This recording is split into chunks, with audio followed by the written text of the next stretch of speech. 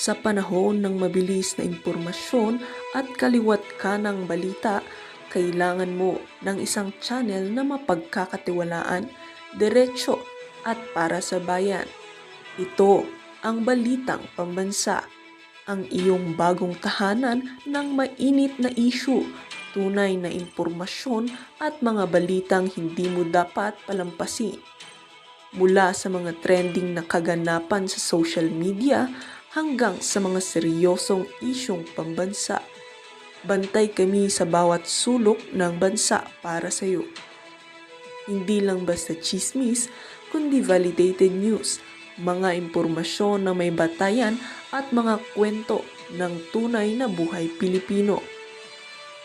At kung gusto mong laging nauuna sa kaalaman, huwag kalimutang mag-like, mag-share at higit sa lahat, mag-subscribe. Dahil sa Balitang Pambansa, balita mo, boses mo, bayan natin ito.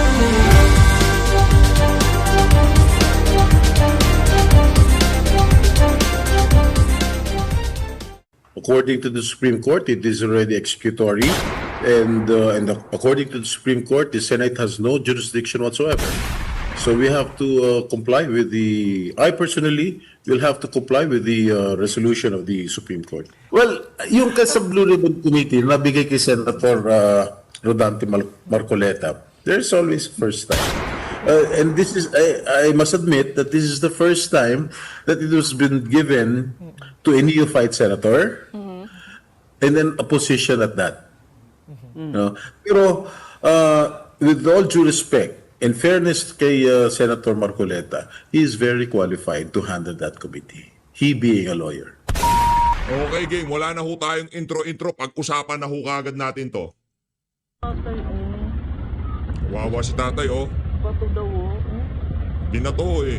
Yan, oh. Grabe, oh. Kinuha pa yung pera niya. Kinuha pa yung pera.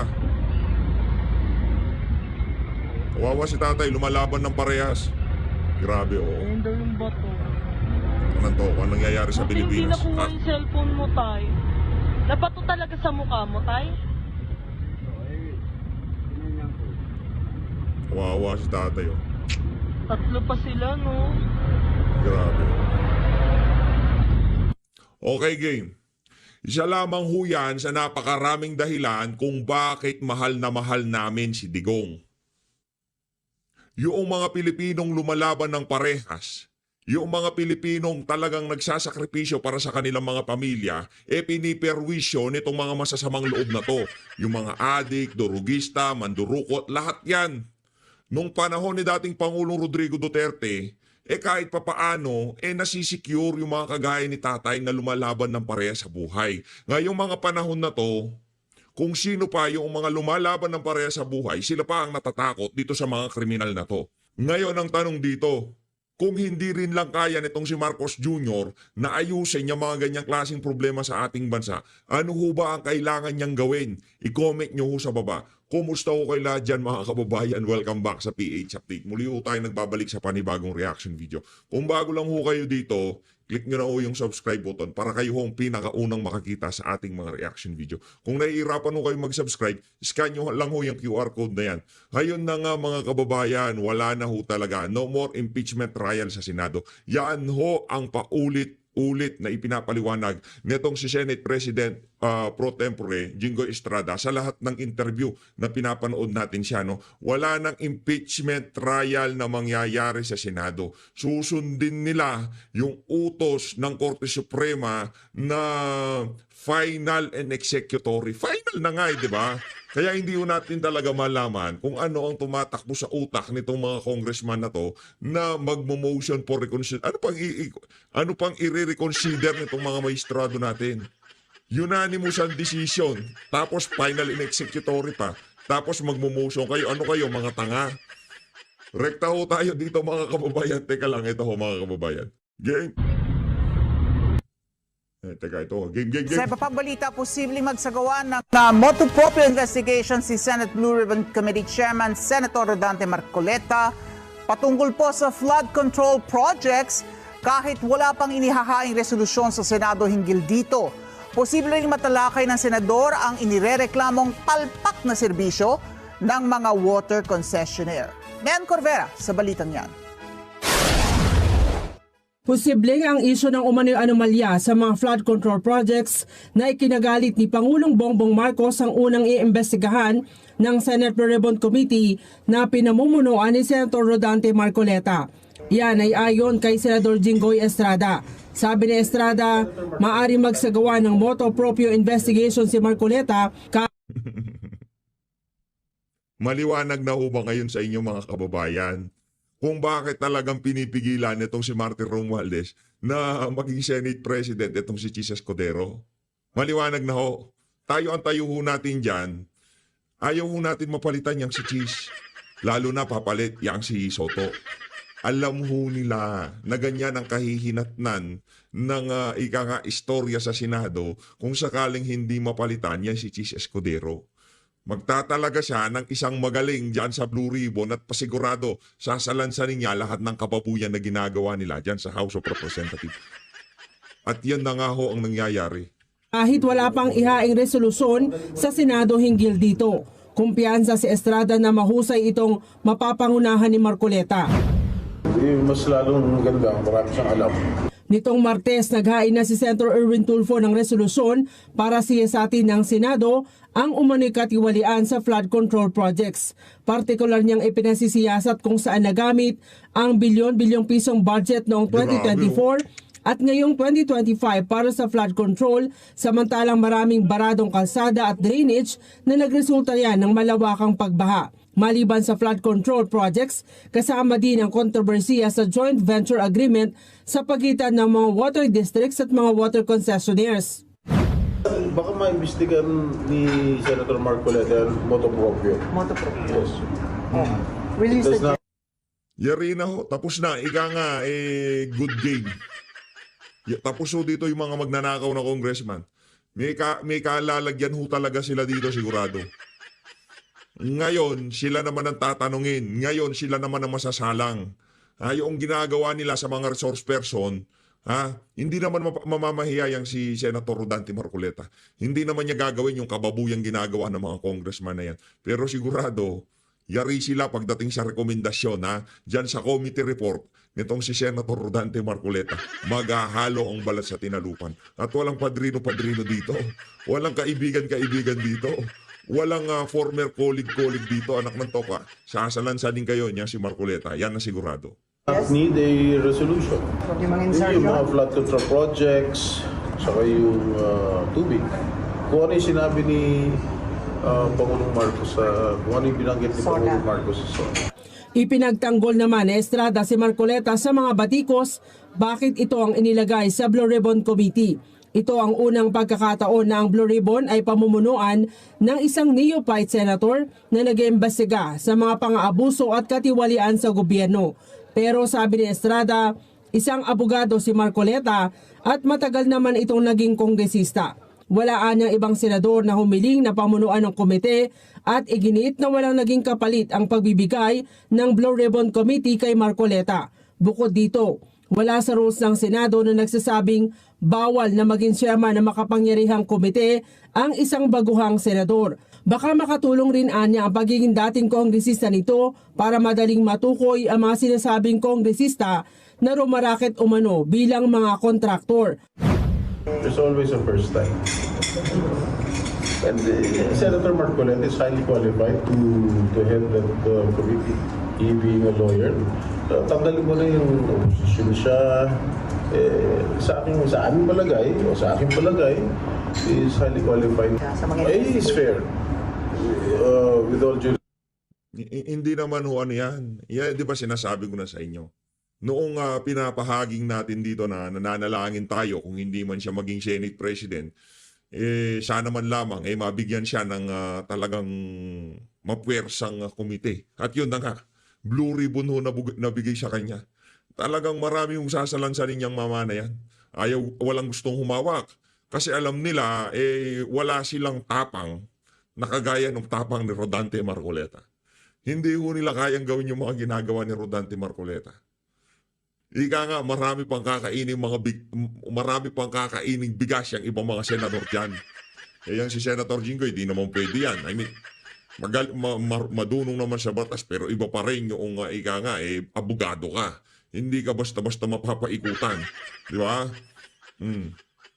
Nag-aral din naman ng abugasya yan o maalam sa batas. Pero iba pa rin talagang profesyon mo, abogado ka. Tapos meron kang naksintapang ni Rodante Marcoleta. Ibang usapan ho yung mga kababayan. Di ba? Kaya meron ng kinakabahan ngayon sa House of Representatives. Yan ang sigurado natin dito. Meron nung ikakabado 20. Excited na ho tayo mga kababayan. Moto proprio. Wala nang resolution. Ano nang tokwa? DPWH. Ligay dito. Distrito 2 ng Lungsod na Maynila. Tagal na niyan 2019 pa yan. Dito.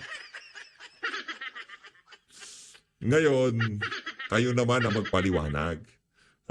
Ika nga yung interparliamentary courtesy, ibigay natin yan. Di ba? Di ba pinaboy nila si Senator Bato? Senator Bongo dyan sa Tuadcom kasi pupunta kayo dito, open ang House of Representatives. Investigasyon namin, open sa inyo. Punta kayo dito kayong paliwanag. O ngayon, moto proprio, wala nang interparliamentary courtesy, mga balahura naman yung mga congressman na yan. Kung dante, subpi na kagad. Pagka ayaw sumunod, i-contempt mo na yung mga yan. Respect si Senator Marcoleta is fair. Yeah, sa tagal ko dyan Senado, this is the first time that a neophyte senator in an opposition at that ay hinawakan ang Blue Ribbon Committee. Dapat ba, Pero wala naman sa rules ng Senado na hindi pwede ibigay sa isang neophyte senator. Pagtiyak naman ni Marcoleta, magiging patas siya sa pag-iimbestiga at hindi gagamitin ng komite sa personal na interes o pamumulitika. Sa paraan mo naman ng kung paano mo i-undertake yung investigation. Ngayon na nga mga kababayan, ang sigurado ho dito, etong si Senator Rodante Marcoleta, marami hong paiiyakin to sa diyan sa Blue Ribbon na yan. Yung mga magnanakaw, yung mga government official na wala nang inisip, pagkat bago matulog, paano magnakaw, paano makakickback. Pagkagising, merienda, tanghali, bago matulog, puro pagnanakaw ang nasa utak. Senator Rodante Marcoleta, panahon mo na ho yan. At ako'y naniniwala, sabi nila wala daw nare-re-elect. Malas daw sa kampanya yung Blue Ribbon na yan. Walang pamahiin dyan sa mama na yan. Diba? Baka yan pa maghatid sa kanya sa pagiging vice presidente ng Pilipinas. Yung posisyon na yan. Senator Rodante Marcoleta, maliwanag, napakaliwanag ng inaharap ng mama na to pagdating sa politika. Tapos nabigyan pa siya ng ganyang katinding komite. Tapos napakahusay niya. Meron siyang integridad. Maraming nagmamahal sa kanya. Dahil nakita natin ang paninindigan niya. Panalo na yan. Vice President Rodante Marcoleta. Sarap pakinggan. Sana hindi mo masarap pakinggan yun. Vice President of the Republic of the Philippines. Rodante Marcoleta. Ayos. Kaso ano muna pala? Sarago. Yan muna pala. Malay natin, ayaw ni Senator Bongo. Hindi natin alam. Tingnan natin kung paano yung magiging adjustment. Pero kung sino man ang ibala ng PDP, wag lang si Mangga. Susuportahan natin yan all the way. Ito, dito tayo kay Senator Jinggoy Estrada. Okay? Bawal na maging chairman ng makapangyarihang komite ang isang Dito pala. Good evening, Ses. Good evening, Sean, and good evening, Pauline, and to all the viewers, good evening. thank you for giving us that time. You have said that there are already 20 senators who are of the mind that you should abide by the Supreme Court's decision, even if there is now a motion for reconsideration that was just filed. Yes, approximately around 19 to 20 senators intended to comply with the or to abide with the Supreme Court decision, not to push through with the impeachment trial, since according to the Supreme Court, it is already executory, and according to the Supreme Court, the Senate has no jurisdiction whatsoever. So we have to comply with I personally will have to comply with the resolution of the Supreme Court. And these 19 to 20 senators have already, have they signed their name to a resolution? Have you spoken to them? There is no resolution. We will put it into a vote come August 6th, this coming Wednesday. Even if the House of Representatives, your co-equal body, has indicated it will also file a motion for reconsideration. Yes, they have indicated that they will file a motion for reconsideration. I think their deadline is on August 11. But if, whenever the Supreme Court decides to overturn their decision and grant the motion for reconsideration of the House of Representatives, then that's the time that we will convene as an impeachment court. Okay, so because a lot of the legal experts who have been weighing in on this issue, Senator, they're saying hantayin na lang no matapos yung pag-file at madesisyonan ng Supreme Court itong motion for reconsideration of the House. So would you Hindi naman ganun na tayo. Hindi naman karamihan ng mga legal expert na nagsasaw-saw dyan sa issue na yan. Sinasabi nila hantayin. Ang sinasabi nung mga karamihan iba yung mga pinklawan at dilawan. Pero yung mga karamihan talaga, ang sinasabi nila, itigil na yan kasi napakalaking kabalbalan yan. Kapritsyo lang yan ni Martin Romualdez. At karamihan sa mga media, hawak sa betlong nitong si Romualdez. Kaya yung naratibo, parang kagaya ng sa inyo. Ganyan na ganyan yung naratibo. Yung, hayaan mo na yung MR, huwag mo nang gumalaw ang Senado. Ano ba ang hindi nyo naiintindihan doon sa salitang final and executory? Anak ng toko Diba? Wala nang walang ika nga kontrapelong opinion Diba? Walang kontrapelo Unanimous. think or napag-usapan na ba ng majority in the Senate kahit Gigil to si Ate unofficially na To comply or not with the decision of the Supreme Court. But if, as I've told you, as I've mentioned earlier, if and when the Supreme Court decides to overturn their own decision, then that's the time we will convene as an impeachment court. So the motion will be merely to comply Obey. unless To comply. the Supreme Court decides otherwise. Yes. Parang, So parang, bakit po ayaw ninyong mag-antay muna? Doon naman mo. Kasi may respeto sila sa Korte Suprema. Kasi naiintindihan nila yung final and executory. Kasi hindi sila hawak sa betlog ni Martin Romualdez. Hindi kagaya ng mga news anchor at mga reporter at mga TV mainstream media. Yun ang dahilan. Kaya kahit hindi sila maghantay, okay lang. Kakahiya kayo mga mainstream media. Ba't galit na galit kayo sa mga Duterte? Di ba kayo kumita nung panahon nila? I mean, you waited so long anyway. Hindi naman sa ayaw namin maghintay. Kailangan namin pagbotohan kaagad dahil siyempre yung publiko naghihintay kung ano gagawin ng Senate. Correct. At napag-usapan namin sa all senators caucus yan that we will really put into a vote the decision of the Supreme Court. Well, Senator, there are some concerns following the decision of the Supreme Court to make this whole process quite very difficult now in holding public officials accountable. What do you have to say to that, Senator? Because yes, go ahead.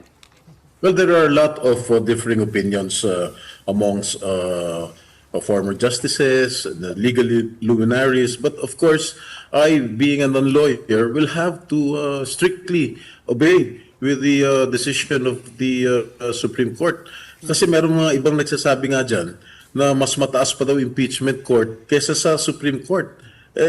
I beg to disagree. Mas mataas pa rin ang Supreme Court. Sino pa bang, kung hindi kami mambabatas, kami gumagawa ng batas, we formulate, we enact laws, and kung hindi namin susundin ang Korte Suprema, sino pa susunod sa Korte Suprema? And one take here also, Senator, kasi is dapat daw prospective na lang itong ruling instead of retroactive, or it shouldn't apply to this current impeachment complaint because when it was initiated, when it was crafted, hindi pa yun yung set of rules or yung understanding nila, appreciation nila doon sa Constitution. Well, that is the opinion of the Supreme Court, so I cannot argue with it. What about the minority? I think they have a resolution. If the majority does not have one, the 5 do, or 4 or 5 of them do. Have you spoken to the minority about what they want to do? Or talagang magbobotohan na lang? Yan ang isa sa mga dahilan kung bakit hindi pa handang umasenso ang Pilipinas. Oo, tama, nasa demokrasya tayo. O walang problema kung merong ayaw o may gusto. Ayaw ng impeachment, gusto niya impeachment. Pero para yung naratibo, mabili ng mga politiko, yun ang malaking problema dito. Okay lang sana kung hindi kargado yung mga katanungan ng mga angkor eh. Kaso alam natin eh, ramdam natin na naratibo ni Tamba ang pinaglalaban nila. Real talk lang ha, doon lang tayo sa makatotohanan. Huwag na tayo magplastikan dito. Yung mga amo nyo, alang. I haven't seen or haven't read the resolution that has been circulating, and I think only 4 senators out of 24 senators have already signed it. But dagdag ko lang, Senator, parang duda si Senador Tito Soto sa numerong binibigay nyo na 19 to 20. Are you confident in that number? Nako. Yes, I am quite confident based on what we have discussed in our All Senators Caucus, based on their body languages, based on what they were saying. I think I'm confident that the majority will abide by the ruling of the Supreme Court. All right. Now, moving to another issue, the open BICAM that, the Senate and the House of Representatives seem to be in agreement. What is your own position? Well, I am in favor of an open BICAM for the people to know what is happening during the budget deliberations and the budget BICAM. There's no problem with me. There have been... Kung sakaling magkaroon man ng open BICAM, gusto ko lang paalalahanan ng ating mga kababayan. Hindi ho yan dahil sa mahiya naman kayo statement ni Marcos Jr. Dahil ho yan sa pangangalampag ng mga Duterte supporter diyan sa 2025 budget. Magkadiretsuhan na tayo. Kasi mga credit grabber yan, idea grabber yan mga yan, di ba? Sino nagpunta sa Korte Suprema para magpetisyon na deklarang unconstitutional itong GAA 2025? GAA, sino? Ba't Rodriguez. Meron ba ni isang congressman na gumawa nun? Tapos sasabihin nila open BICAM. Mga hipokrito. Kalokohan eh. In the first place, kung talagang gusto nyo ng matapat na pamahalaan, transparent na pagbabudget sa ating bansa, dapat nakiisa kayo eh. Nagpunta kayo sa Korte Suprema. Pinakinggan nyo yung hinaing nitong mga individual na to na nagsasabi na merong ginawang kabulastugan yang si Martin Romualdez at ang kanyang mga aso dyan sa House of Representatives. Ganon ang delivery, PH. Huwag mong masyadong bilisan. Ang bilis mong magsalita eh. Di ba? Huwag mong bilisan. Dapat yung medyo nagpo-post ng konti. Hindi pwede eh. May lakad tayo eh. In some bothersome allegations about Senate President Cheese Escudero, do you have any view? Yung pagpunta po niya sa Kongreso, yung pagbuo ng maliit na... Di ba ba tapos yung demolition job kay Cheese Escudero? Yung bata yung si Soto, wala na din na makakaupo yun. Blue Ribbon Committee na itong si Rodante Marcoleta, tumigil na kayo. Committee, aside from the BICAM, meron pang... Well, I have talked with the Senate President Escudero with regard to the yung pagpunta niya ron sa House of Representatives, and he intimated to me that was a BICAM meeting with the presence of Senator Grace and everybody. So I don't think that is a big issue. Would you agree with him that it may come from the House of Representatives? Ganyan na po bang kalalim ang iringan sa dalawang legislative bodies na Well, nagtatapunan ng putik, if I may put it that way. well, I will reserve my comment on that. Okay. So, etong mga supposed insertions, ganyan, na, the issues hounding basically Senate President Cheese Escudero, are you confident, Senator, being ikaw yung pro tempore, na stable at malakas, solid yung leadership sa Senado? If you are going to ask me, I think solid yung leadership sa Senado. Super majority pa rin ang sumusuporta kay Senate President Cheese Escudero.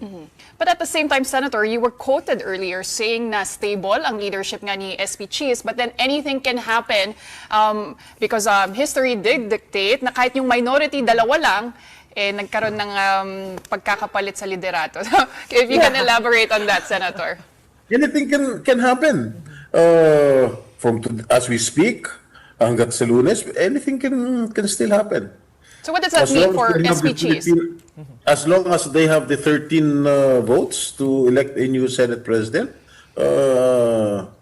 magkakaroon tayo ng bagong Senate President as long as they have 13 votes. So we shouldn't read too much into that statement, kumbaga? Or... Yes. Well, for you to say it this early, Kahit bukas pwede kami tanggalin. Walang ganun po sa ba? Kabubuo lang. I mean, to say it this early kasi it seems to be very intriguing. that. What you said, that, Anything can happen. anything can happen at this very early stage when you had just, wala pang isang linggo. Pero that is a remote possibility. Ang sinasabi ko lang, maraming pwedeng mangyari, no? Katulad ngayon, Friday ngayon, no, Saturday, Sunday, malay mo may mag-initiate ng mga proceedings na alam mo, ganun talaga sa Senate, biglaan lang nangyayari. Okay. But Senator, how would you describe... But I don't think that will happen. But Senator, how would you describe the dynamics now in the 20th Congress? Because the minority bloc is led by Senator Tito Soto, the most veteran, now on his 5th term as a senator, at mga kasama rin niya, mga veterano na rin po. Wala na eh. Yung word na veteran kumbaga napuno na ang sambayan ng Pilipino. Hindi porket veterano ka, eksperyensado ka dyan sa Senado, marami kang koneksyon, kakilala. Kung wala silang nakitang naging trabaho mo sa mga nakalipas na panahon, wala kang makukuhang respeto kahit sa mga kasama mo dyan. Napakalaking sampal sa pagmumuka nitong si Tito Soto, yung hindi niya pagiging Senate President. Sa totoo lang, napakalaking sampal sa pagmumuka niya. Ngayon, kung ibibida nyo pa rin yung pagiging veterano, wala nang bumibilib. Kasi sa tagal ng nakalimang termino na, tapos ganito pa rin ang ating bansa. So, pang-anim mo na to, ano plano mo? Di ba? Ganun lang kasimple. Well, alam mo, hanga-hanga naman ako kay Senator Tito Soto, kay Tito Sen. Kasi matagal ko na rin nakasama and is very well qualified to become the minority leader. At naman siya, hindi naman siya magiging obstructionist sa lahat ng mga gagawin namin sa Senado. Okay, and talking about committee chairmanships naman, syempre maraming mga reactions kung ano yung napunta sa kaninong senador. Ano pong masasabi niyo doon? Of course, Blue Ribbon. Ang ganda ng ngiti ni Senator Jinggoy. Well, yung sa Blue Ribbon Committee, nabigay kay Senator Rodante Marcoleta, there's always first time. And this is, I must admit that this is the first time that it was been given to a neophyte senator, and then a position at that. No? Pero with all due respect and fairness kay Senator Marcoleta, he is very qualified to handle that committee. He being a lawyer. Okay, so walang kulay yon. We shouldn't read anything into that. Walang kulay yun. Okay. Now, let's go to your bill, unless we want to still ask about Senator Marcoleta. What if he investigates You Kumbaga, guys. you guys. ma-weaponize. Oo, ganon, yung ma-weaponize posisyon. against the administration. Where will you stand? I think Ma-weaponize, anak ng toko. Pero nung panahon ni Digong, kung ano ginagawa nila dyan sa Blue Ribbon, walang pakialam ang mainstream media. Ngayon, itong si Rodante Marcoleta, ma-weaponize. Ayaw nyo ba magkaroon ng check and balance sa ating pamahalaan? Ayaw nyo ba na ang Senado talagang matignan kung tama nga ba ang pinaggagawa ng mga ahensya ng pamahalaan ng Blue Ribbon Committee? So pagka nag-check ng ahensya itong si Rodante Marcoleta, ibig sabihin ba nun na-weaponize na kagad yung committee na yan? Ang labo nitong mga na to, hindi ho ba tayo pwedeng magtalaga ng mga anchor o reporter na talagang makakapagbitaw ng tanong na, hindi ko naman sinasabing hindi magaganda yung mga tanong nila. Kaso puro mga kargado. Tanong ng network Hindi tanong ng sambayanan. Tanong ng may-ari ng network ang pagtatanong nitong mga ali na to. Senator Marcoleta is just and fair. Just and fair. Naniniwala At saka tayo dyan.